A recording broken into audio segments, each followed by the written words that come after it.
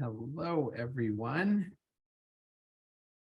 Going to give it a couple seconds for everyone to get in, get connected to audio. Welcome, welcome. Hello. So we are here for a wonderful facilities master plan stakeholder meeting. If this is your first time joining one of these meetings, we try and keep them as open and as interactive as possible, which means if you're comfortable being on screen and on camera, you're welcome to. And if you're more comfortable not, that works too. We'll leave the chat open throughout. So we encourage any questions as we're presenting. We'll try and get to as many of them in real time as we can, and then we'll leave lots of room for discussion after.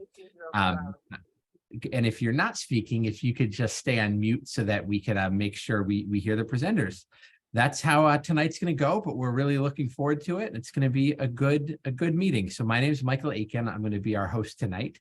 I'm going to ask that the slide deck be pulled up right now, if we can get that pulled up, and then we'll get rolling. And how tonight's going to go as we're waiting for that deck to come up is we've got a presentation to kind of orient you to where we are in the process, some of the data that's already been collected, some of the findings, et cetera. We're going to get a welcome from the college. We're going to turn it over to some of our consultants who've been doing the facilities master planning. And then really tonight is all about any feedback or questions that we have from you going forward.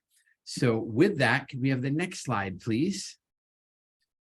The next slide. As that's coming up, I'm going to introduce Carrie Norberg from the college. She's going to give us a little overview of the current state of affairs. Carrie. Oh, good evening. Thanks for joining us tonight. So this is just a little recap of Montgomery College by the numbers. We have credit and non-credit students of a little over 39,000. We have 66% of our students attend part-time. The average age of our student is 24, and 24% of our students receive Pell Grants, which is federal financial aid. And that amount is an average household of over $27,000. As far as public school system in Montgomery County, we have about 49% that stay in the state and go to college at Montgomery College. We have the 3 campuses, and we have training sites. And as you probably aware, we're looking at East County as a potential new campus. There's 144 degrees and certificate programs at Montgomery College, and 79% of the students are students of color. And we represent 155 countries, which is pretty amazing. The annual tuition and the fee is $5,322. We've had 9 faculty members named Maryland Professor of the Year, and that's based on quality in the classroom. And 48% of our full-time students who graduate do transfer within 2 to 3 year institution. So pretty impressive numbers. Thank you, Carrie. I appreciate that. So here's the agenda for today. Pretty straightforward. We're going to do some quick introductions. Then we're going to give you an overview of the planning process so far and where we are currently, so you have an understanding of where we are in the planning process and how feedback is used. Then open discussion. We've got it as item 4 because we'll leave lots of time for that. But again, if you have questions throughout or something pops into your mind, feel free to drop them in the chat so that we can make sure we get to them as we're moving forward. When we do get to the Q&A, we'll ask you to just use the hand raise feature or just do this, and we'll make sure we call on you to get feedback. So with that, let's go to the next slide, please. So you've already met Carrie, who's one of our MC reps tonight. As I mentioned, my name is Michael Aiken. I run a firm called Link Strategic Partners. We're a community engagement firm. Our entire job on this project is to make sure that stakeholder feedback is captured and utilized in all of the decision-making and planning going forward. So all of the feedback that we collect tonight and we've collected through this very extensive series of meetings is absolutely being used as a data input into the work of Mike Glaros and his firm over at Canon Design, which are the lead consultants on the facilities master plan. And with that, I'll bring in Mike. Good evening, everybody. It's good to see you, and it's good to be here. I'm Mike Laros with Can Design, and we're leading the master planning effort from the consulting side. And just a little bit about us. We are a 100-year-old firm that has worked in the education world for that entire time. We work across the country and in fact across the world, and we pride ourselves on being innovative in our work and being focused on our clients and the communities in which they reside. So, what is a facilities master plan? A facilities master plan is a document required by the state every 10 years. It's required of all the different agencies who have capital holdings, and it is intended to really create a framework that establishes a connection between what needs to be constructed or built, what capital expenses need to happen, and the mission and vision of the institution, in this case, Montgomery College. It addresses key aspects of change and growth within institutions, such as enrollment change or utilization, and helps define the space needs and anything driven by new initiatives as well. The plan also is intended to address the relationship between adjoining businesses or residential communities and the college campuses, as they are interconnected and interwoven. Ultimately, the document that we create will have an evaluation of all the existing facilities. It will summarize those needs that are driven by enrollment and new initiatives, and it will create an overview of the college as a whole. Included in it will be an implementation strategy, which is more about sequencing and what needs to happen in what order for the dominoes to fall in the right direction, and less so specific timeframes. So, we already have a master plan in place that was created for 2013 through 2023, and it showed a relatively aggressive growth trajectory for all three campuses. Shown here on each of these plans are the kind of summary of those objectives in the last master plan. In blue, you see buildings that are existing. In orange, you see buildings that are intended to be renovated, and in yellow, buildings that were intended to be constructed. So this master plan really showed a range of improvements across all three campuses. When specifically thinking about Germantown, it really focused on the development of a number of new facilities on the campus based on enrollment projections, based on connections with the PICMC, the Pickering Institute for, what's the C, Carrie? Oh, I'm blanking out too. Yeah, so Innovation I have to Center. say it all at once. Yeah, the Pickering Innovation Center. So, it showed development that included student services buildings, it included academic buildings, it included parking garages, and all of those things were intended to kind of support the overall development on campus. So, where are we in the process? We have a 4-step process, which started this spring with what we call the Discover phase. We have some summary information here about the things we've learned about the college in that time. During that phase, we're really just gathering information, reading reports, having meetings with stakeholder groups, having meetings like this to engage with the community, issuing surveys, and sort of just gathering information that helps us create a platform for the plan as we move forward. Then we move into the develop phase, where we develop kind of themes and concepts that are rooted in all of the information that we gathered in the Discover process, before we start moving into the detail phase, where we begin to look at how those concepts and themes can be implemented and detailed out in terms of their order of operation, the technical feasibility of any of those projects, and any of the interrelationships between them. And then this fall, we intend to release a final document, which needs to go to the Board of Trustees in the winter, and then ultimately to the state for review and approval early next year in 2024. That document summarizes this whole process and lays out the roadmap for the next 10 years of capital investment on the college's campuses. So we have, as Michael mentioned, a series of public engagements, of which this is one. We've been through a sort of broad kickoff for all the colleges or all the campuses. And then we've done some detailed work on each of the campuses. We're here at Germantown today. We'll be at East County later this week. And then we'll go away for the summer and kind of work out some of the details and come back and present a draft of the final report sometime in September. So what have we heard?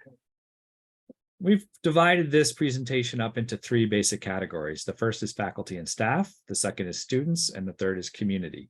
So when we worked with a number of the faculty and staff, we held a series of workshops and did a number of exercises with different stakeholder groups, some of who spanned across multiple campuses, some of whom were all on one campus. But we use this to kind of begin gathering information. So we asked those faculty and staff, from your perspective, give us one word to describe the college. And then also, what would a student say if you could put yourself in their shoes? And so some of the responses we got back from the perspective of the faculty and staff were that the campuses are diverse, that the population is diverse, and that it's a wide variety of people who come to the campus to take courses and engage in all of the opportunities that are afforded there. Quality education / excellence. This was an aspect that everybody was very proud of.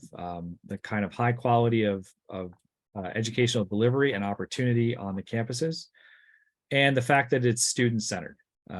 Everybody was very focused on the success of students, and it kind of showed through in the comments. But there was an acknowledgement that there is a lot of transition and change happening. Much of this happened before the pandemic. Some of it was accelerated or modified during the pandemic, and now we're trying to figure out where we're going after that. So we're in a period of transition. And the institution, as institutions tend to be, is complicated and bureaucratic, something that everyone readily acknowledged. But there was a theme that kind of undertowed the whole thing about innovation. I think everybody who we talked to was really interested in not just doing the status quo, but really breaking ground in everything that they do. So that was great to hear. When we asked them what the students might say, they kind of rose to the top, that complicated and bureaucratic, where students may have some difficulty of kind of finding their way through all that they need to do to get through their courses and get to their graduation.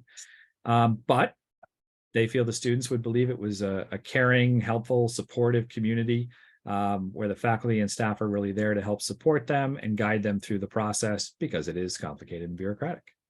They also felt the students would see a lot of opportunity and choice in what was available to them at the college, and that it was friendly and welcoming, that there was a nice culture at the college that was also open and accessible to everyone in the community. And they really wanted to believe that the students would say that the education was quality that they were receiving. So we also asked some specific questions and did some exercises about the various campuses. So this is an exercise that we did where we did some mapping, and we talked about the Germantown campus in particular, and we asked a couple of questions. What is the heart of campus? What is the place where people come and gather, where there's life, activity, vibrancy, where the students are there? Where would that be on campus? And the opposite, what are the cobwebs? What are the places where the dusty corners of campus, where tumbleweeds gather? And then what is the threshold? Where do you feel like you're on campus? Where have you arrived? So we did that exercise and we got a lot of interesting answers. Some of them that kind of percolated to the top were, the open space in the middle of campus near the dining facility and the volleyball court is really a hub of activity that the students really take advantage of. But maybe the physical education center and a couple other places on campus were a little less utilized.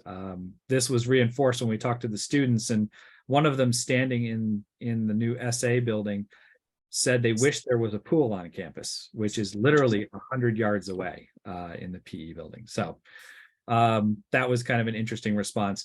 On this campus, there was an interesting response as to kind of where's the threshold of campus and where do you kind of arrive. People come from different directions, but really two things kind of percolated to the top. One is the the entry road that has the nice line of trees. Really, some people feel like they arrive when they get there. Other people don't feel like they arrive until they've kind of parked their car, gotten out, and have sort of gotten to the edge of campus, to the buildings. That's when they really felt like they had arrived. So it was interesting to hear those opinions from the faculty and staff. When we asked them the same question that we asked them, describe the Germantown campus in one word, we got a quite interesting set of responses. The first was kind of cozy and warm, kind of I think, hearkening back to that welcoming feeling. And also peaceful and quiet, maybe a response or a differentiation from maybe the Rockville campus that has maybe twice as many students.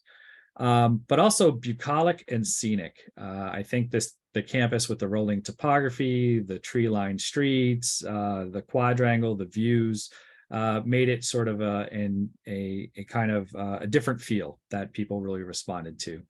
And then the idea that it's well maintained and kind of well landscaped also percolated to the top.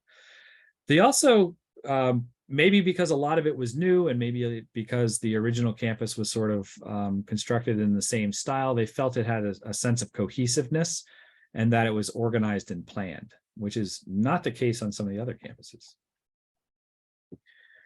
So we did a similar exercise with the students, and it was interesting to see that some of the responses varied. So first of all, the student responses varied from the faculty responses to some degree, which is natural. They see the campus a little differently. The responses also varied based on where we talked to those students. So some of these responses came from students we might be talking to on Rockville's campus, or in less cases, the Tacoma Park Silver Spring campus. But we also were in two locations on this campus. We were in the BE building as well as the SA building. So we were talking to different populations of students, and lo and behold, they had different answers because a lot of them spend time in individual parts of campus. So you can see those red dots that all kind of hover around the center of campus, that are in the open space, that kind of around the food service and the library. Those are where the students really felt the heart of campus was, which was pretty much in alignment with what the faculty said. When it came to the front door, you can see there were a few people that really felt like once you hit that entry drive coming off Germantown Road and started seeing that row of trees, that was your entry. But a lot of people really felt like it wasn't until you got to campus, got out of your car, started making your way onto campus, that you'd really come to campus. And then when we asked them, where would you go to take a selfie on graduation day? We got a number of different responses. Somebody said they would go down to the greenhouses. That's kind of their spot. Some people liked that landscaped lawn out in front of the campus. But a lot of people really liked the sloping lawn in front of the BE building and kind of the views that are there, and maybe the building as a backdrop. So interesting perspectives from the students. In addition to these sort of boards and these interactions that we had in the student center and buildings across the campuses, we also asked them what were some of the kind of spaces they would like to see more of on campus. And we had up these 6 images and the kind of classifications of them: cafe, athletics, technology space, co-working space, specialized classrooms, and social spaces. And the responses came back in 3 tiers. The top tier are really student-centric spaces that are focused on student life. Cafe spaces where students were really looking for more options and better quality at lower prices, which is not a very understandable response, but it was kind of a focus. The second were athletic and recreation spaces. A lot of the students noted that they didn't really have access to some of the gymnasium or pool spaces. I mentioned the individual wasn't aware there was a pool that they could access, but some of those facilities were noted as not being in the best shape, and also being crowded in terms of schedule. There was a second tier of co-working spaces and social spaces. These are spaces that we talked about with the students as being an opportunity for them to do one of 2 things: kind of sit down and get their work done, take an online course, have that a kind of acoustical privacy, reliable internet access, good work surfaces, those kind of things, or a space where they could collaborate with their classmates, whether it was for work or just for socialization.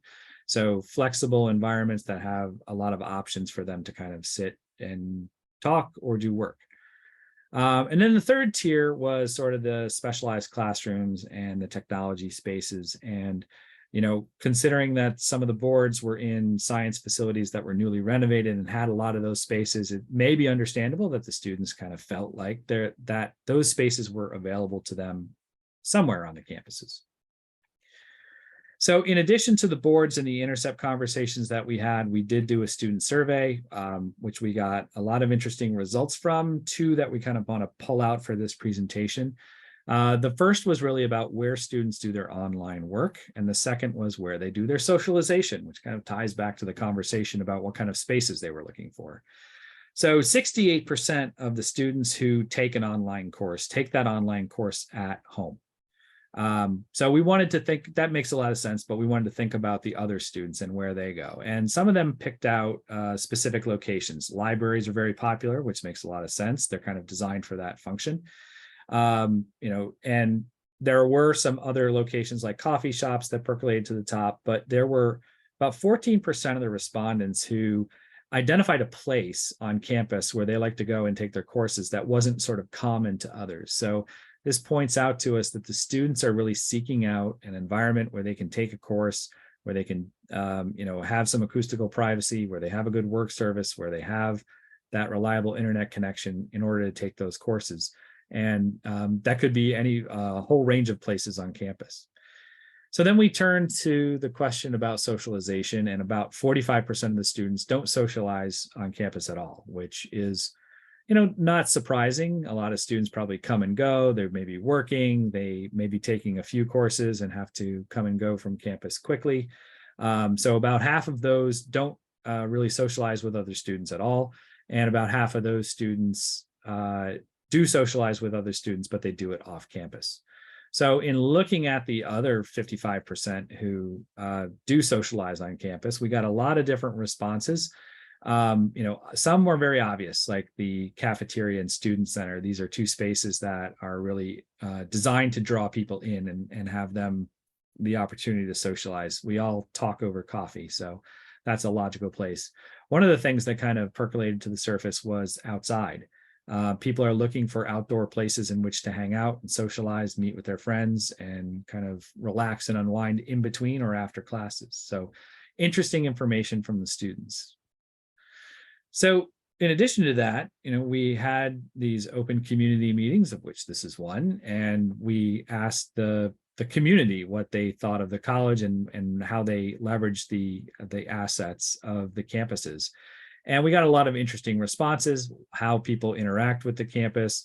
Many of the people who attend these meetings, like some of the people tonight probably, are either employed by or formerly employed by the college or take classes there. So that's one way, but there are other things that kind of came to the surface, such as the pool facilities. A lot of people noted that either they or their children participated in activities that happened in the pools. Other things that rose to the top were cultural events, whether they are musical, artistic, or just cultural, food-oriented events, maybe. Those are all reasons why people come to campus, other than the educational opportunities that exist. Another one that came very popular is walking your dog. So if you live near campus, you might walk your dog on campus. Now, Germantown, maybe not as much as some of the other campuses, but still true. So then we talked a little bit about how things have changed over time. We got a wide range of responses. A lot of these are rooted in the community. So a lot of talk about traffic, a lot of talk about the challenges of finding housing. Some notes about the fact that the population has changed, that there's a lot of people who have come into Montgomery County from elsewhere and are taking advantage of the colleges. So it was interesting to hear how people see the neighborhood changing around the campus. So from all of that information, we really looked at a series of drivers that help us formulate a plan to move forward. And we just wanted to highlight a couple of the things that we're thinking about. Obviously, there are some growth happening in the academic programs that we have to take into account. This is in the applied and health sciences, both of which have seen rapid growth in the last number of years, as well as new facilities to help support them. We do want to focus on that informal learning environment, places where students can gather and work together, and or take courses, but on campus. And thinking about how the learning centers and libraries on campus can really be transformed to help accommodate that. We noted those comments about the need for recreational space and athletics, and thinking about how students can interact and engage with that, as well as how the community can. And we wanted to think about how to create an intuitive campus, so that some of those comments about the confusion and bureaucracy can be alleviated, at least in getting from point A to point B. So with all that in mind, we really started to think about overarching planning principles for the master plan. So we came up with a series that look across the entire college, and then we also looked at some that might be very specific to the Germantown campus. So obviously, in all the conversations that we had, prioritizing student success percolated to the top as a really important issue. We noted the need to reinvent existing facilities and to expand access to the broader community while planning prudently for the future. So what does that mean exactly? We wanted to think about student success across more than just academics, but thinking about the whole student, thinking about student wellness, thinking about those informal learning opportunities, the dining and amenities that go with being on campus and being part of a community, and sort of that intuitive wayfinding and that sense of belonging for the students. When we think about the existing facilities, some of them are in great shape, some of them are a little bit less so, but the other thing we wanted to think about is it the right type of space? Whether, regardless of its condition, do we have the right mix of classrooms and laboratories? Do we have the right size classrooms? Do the classrooms have the right kind of equipment to allow for hybrid teaching or remote learning as we move forward? We want to think about how to transform portions of existing buildings to better suit the needs of today without necessarily tearing them down and starting over from scratch. And then when it comes to expanding access, again, we want to think about more than traffic, transportation, and transit getting to campus, but also what does a student need holistically to be a successful student on campus?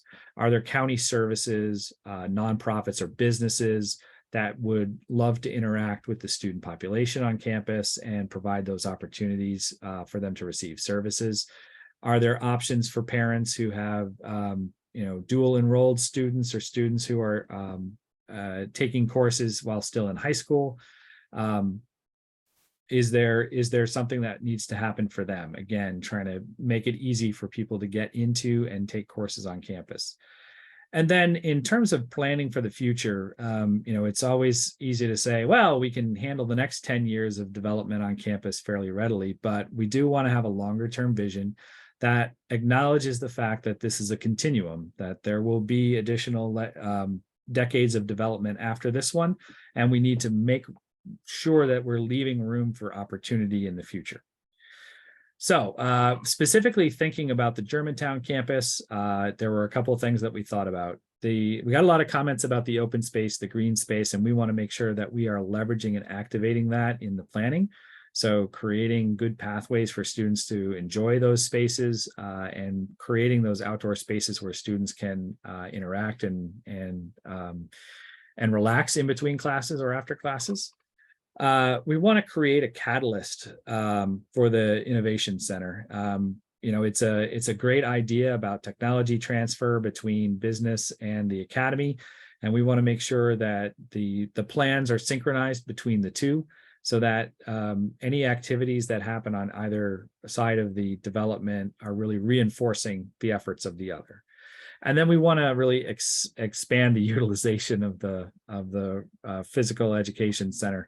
It's an asset to the students and to the community that really needs to be enhanced and advanced and made more a part of that student success story.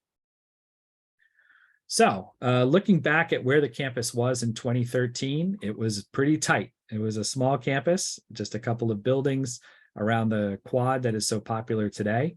But what's happened since then?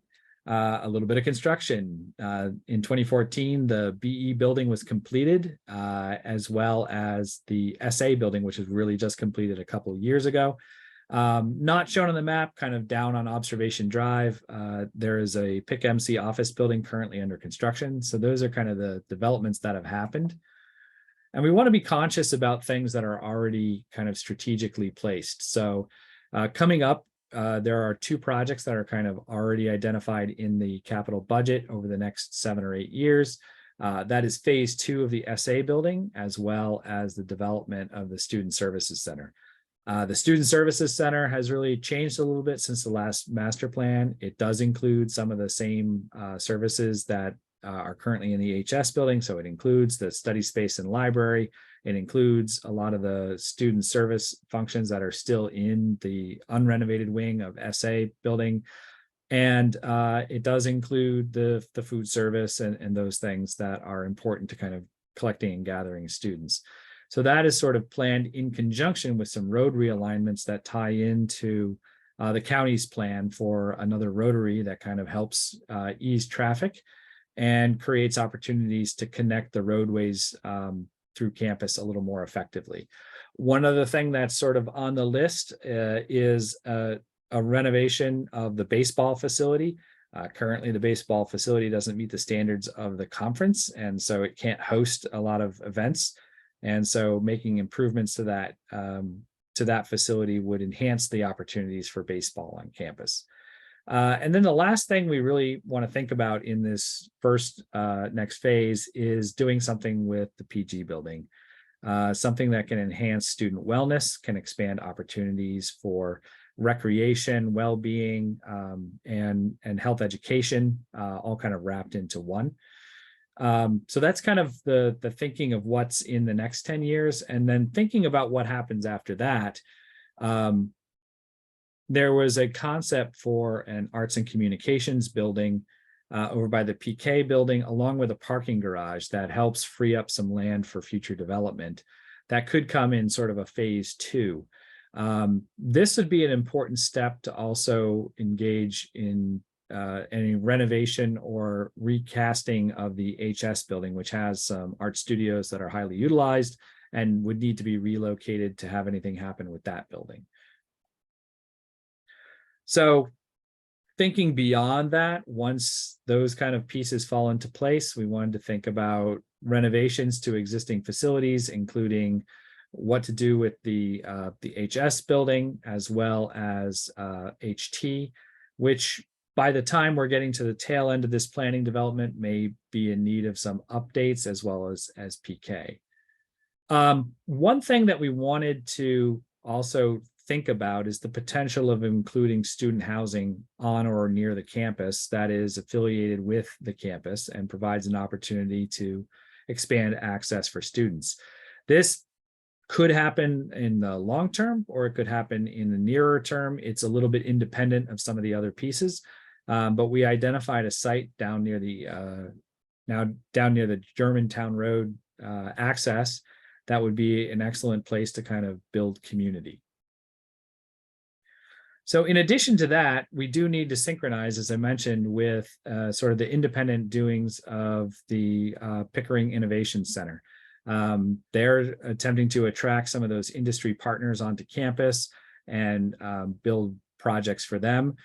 So we've identified a linchpin, we have numbered here as number 11, which is a project that could be a science-oriented building, it could be a math building, it could be a health science building, but it should work in conjunction with the development that's happening sort of on the private industry side to help connect and engage the activities of the 2 campuses together. So with that, we'd love to ask some questions. And Mike, as we're jumping into that, there was a question a bit ago about the student survey. Was that data specific to Germantown or college-wide? That information was college-wide. We can disaggregate it for Germantown, and we have some information on that, but the particular information that we provided is from the college-wide sampling. Awesome. And Dr. Gladey, if there's anything you want to ask and further to that, just let us know. This is the open feedback and discussion part. So feel free to use the chat, put your hand up, come off mute, whatever works for you. The discussion we want to have is kind of fourfold. Number one, ask us any questions, give us any feedback or reactions to the deck. And then we have 3 specific prompts here that we would love to get some feedback around. What excites you most about potential improvements on campus? A lot of really innovative and interesting stuff being proposed here. So we'd love to know what spoke to you, what got you excited about what's possible here. The next question, we can press the button here, is how do you see your engagement with the college growing as the plan is implemented? We want to make sure that you see your place in this plan and really unpack for us how you would like that engagement to look around the various elements that have been proposed here. And then the last question here is what partners in the community might be interested in working with a college on this plan? This is a really interesting question. And in our other neighborhood-based meetings, campus-based meetings, we've gotten some really good feedback. For example, there's a restaurant row over here, but our students can't get to it. What would be the partnerships around that? Or this industry that we're teaching people around, it seems like folks over here are in need of those jobs. What could partnership look like? So this is saying no campus operates as an island. Montgomery College intentionally doesn't do so. So what are some of those partners that we should be looking at from a community and broader sense to be part of this plan and what it involves going forward? All of that makes sense? Awesome. So we'd love to open it up. Questions, thoughts, feedback, and specifically any of the feedback on these questions could be really helpful to us as we go forward.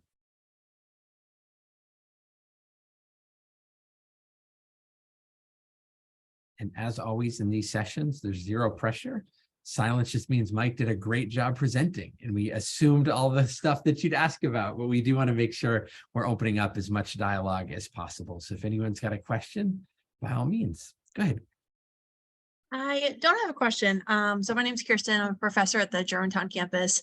But you just mentioning about the community partners reminds me, in the past, we have had food trucks. I think we've had like one in a semester, and I remember them just being insanely popular. And I think this was kind of as a bridge because the cafeteria wasn't open yet, and I recognized that there might be some issues because that we do have a contract with the company. But thinking about at Rockville, how they have their hospitality food truck, it would be great if we can't get community food trucks, even taking advantage of the MC food truck at the Germantown campus and having an actual spot or location for those for the campus and making it a regular event. Yep. That is great. That is really helpful. Mike, So- please go ahead. Yeah, I was going to say, we actually recently talked about this in terms of, there's the what can we do in the short term versus what can we do in the long term, right? The new student services building is going to be a few years away.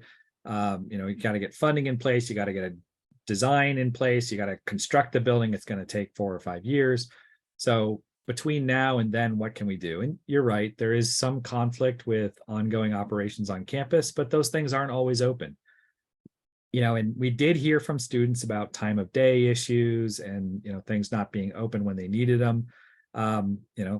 Maybe there's an opportunity in this short term, in this interim, to kind of leverage some of those things to create that variety that students are seeking, and also provide some of those shoulder hours, services during those shoulder hours for the students. So I think it is definitely something to explore. I know there's complications, but it's definitely a good idea. Love it. Awesome feedback. What else? Other questions or thoughts?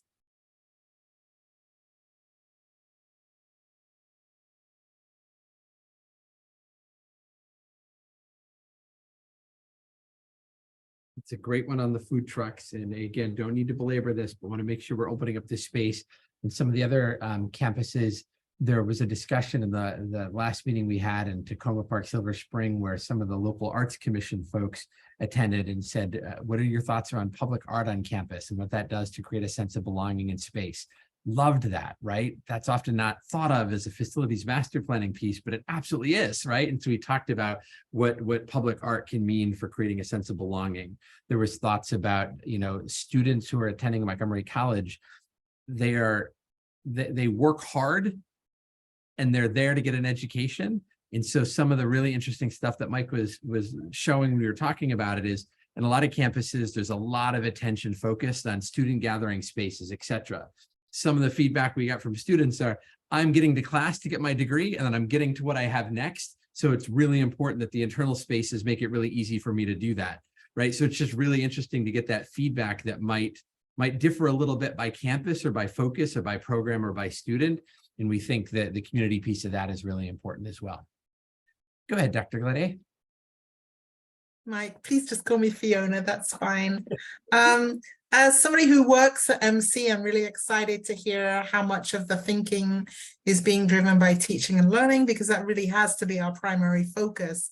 But I'm also really happy to hear that the pool and the gym are featuring here, and we understand that as a way to be welcoming a lot of community members on campus. And having talked to folks in the community, even if they're not here tonight, I understand that that is something that some of those folks feel is important, and keeping up that facility is important. This is the first time I've heard about the possibility of residential facilities for students. And I would love to think about those in terms of family-friendly accommodations as well.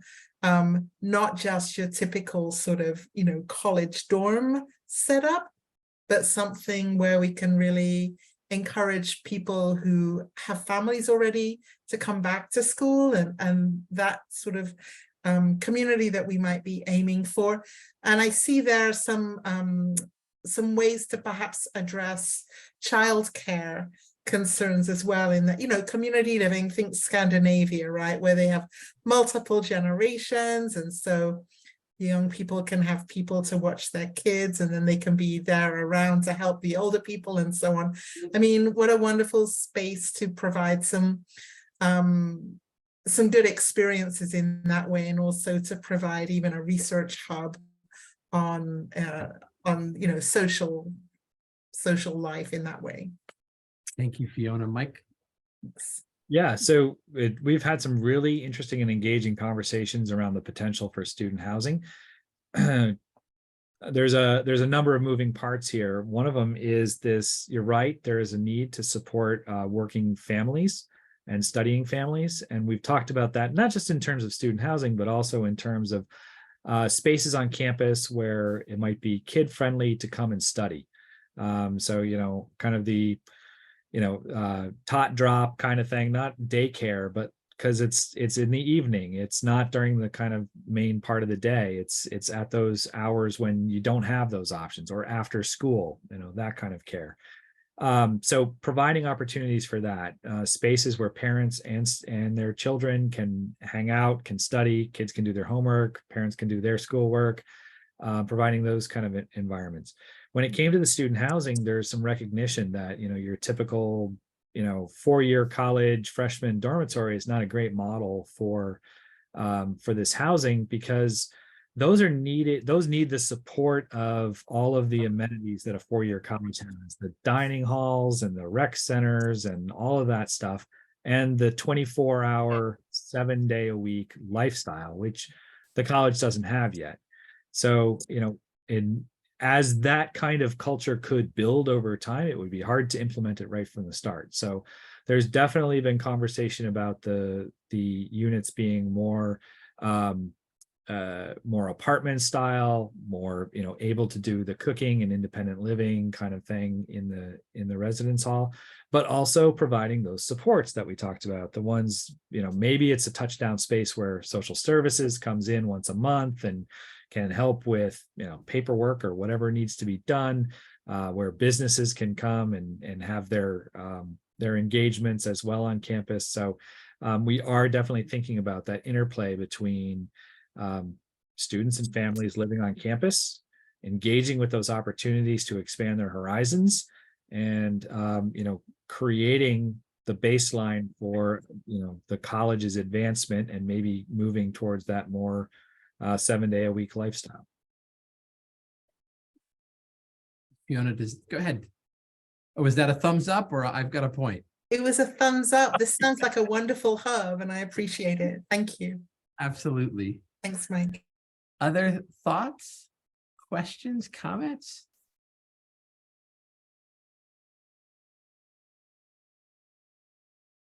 Okay, so what I'm going to do here is I'm going to show you where you can get more information and what the next step look like, and then we'll come back for one more. Anyone have a thought? Because I know sometimes it takes a minute to formulate an idea and we don't want to close this down prematurely, but if you have additional feedback or you think about this, like, I really wish I would have asked about this, or you share this information with someone who couldn't make it tonight, where do they provide that input? So you can scan the QR code, or you can go to the URL here, montgomerycollege.edu/facilities-master-plan. All of the presentations that have been made and all of the campus-based engagement there, a lot of the information that Mike shared, there's some really good FAQ documents that we're continually updating based on the questions we're getting. So that's the place you should send folks and send your ideas.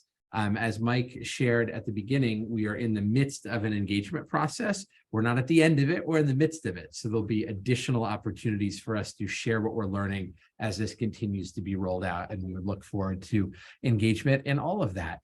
I'm going to ask for any other questions, and then I'm going to toss to Carrie to close us out here. Any other last questions or thoughts?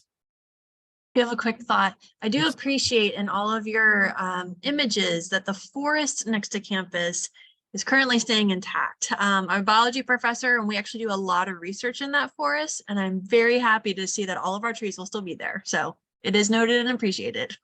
Professor, how easy is it to access that forest? Are there entry points that we should be thinking through as a campus or a facilities plan that would make your job easier? Like, I've made entry points. Like, there's no official one, but I know by this certain tree, there's not as many like brambles and stuff. So, yeah. I would.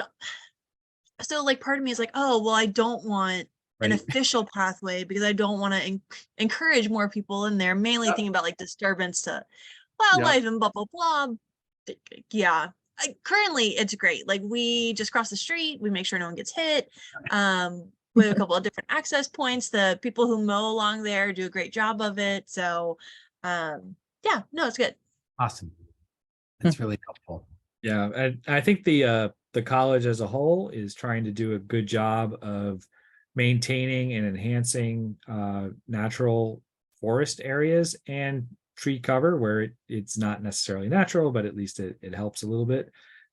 So we talked about that a little bit on the Rockville campus. If you want to check out that presentation, we talked about tree cover in Tacoma Park, Silver Springs, but that is not going to be very natural. I mean, the trees are natural, but it's not forest. And we definitely have been conscious of kind of maintaining and enhancing the forested areas on this campus.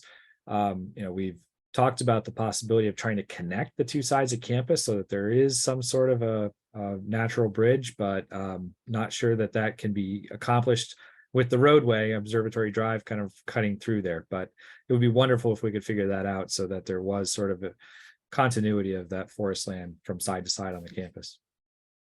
Excellent. Other thoughts or questions or feedback? Okay. Carrie, from what my notes say, you're closing us out with a song, right? A song. All right. Is that my notes wrong on that? I did not get that memo. I'm sorry. Okay, I'll blame Poppy. Carrie, go ahead and give us the closing here.